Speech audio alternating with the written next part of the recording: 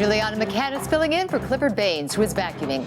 This week, the military began closing the controversial labyrinth, which for 7 years housed the brutal Minotaur they used to interrogate terror suspects. But Congress and the American people are still demanding to know who will be held accountable for authorizing the Minotaur maze. Well, I can tell you that right now. No one should be held accountable because the use of the Minotaur was necessary. Yeah, so forcing prisoners to wander in an infinite labyrinth, living in fear of being torn limb from limb by the Minotaur may seem harsh to some people now, but you have to remember what it was like after 9/11. That flesh-hungry half-man, half-bull kept us safe from the terrorists. Look, recently released classified memos show that many of the suspects held at this facility suffered serious psychological damage because of the labyrinth's constantly shifting walls, not to mention the dozens who had their spines added to the Minotaur's spine pile. Look, I work for the Bush administration, and this is the fault of the media. They have blown this whole Minotaur issue out of proportion. For one thing, the Minotaur is only 11 feet tall, not 20 like is commonly reported. It doesn't matter whether the Minotaur used one razor-sharp axe or 7. Jason, look, the terrorists would do a lot worse to you. They'd drag you up the side of a mountain and have your bowels pecked out by griffins. We could use griffins, but we don't use griffins, and I think that's what separates us from them. That's exactly right. The Obama administration has released some photos of these etchings, which were found carved on the labyrinth walls. I mean, I don't see what the debate is here. These etchings clearly prove that the interrogations constituted torture. They still prove anything. No, that's right. And even if the Minotaur did act inappropriately, and I'm not saying it did, the United States cannot be held responsible for its actions because it is a beastly Minotaur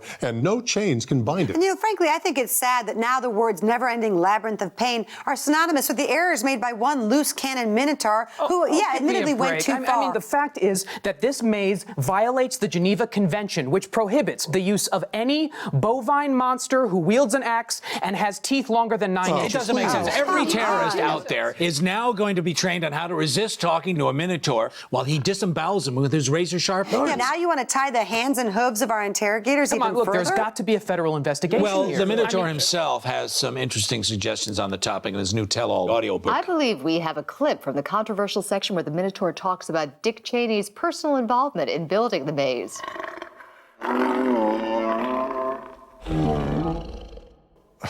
It's completely unsubstantiated.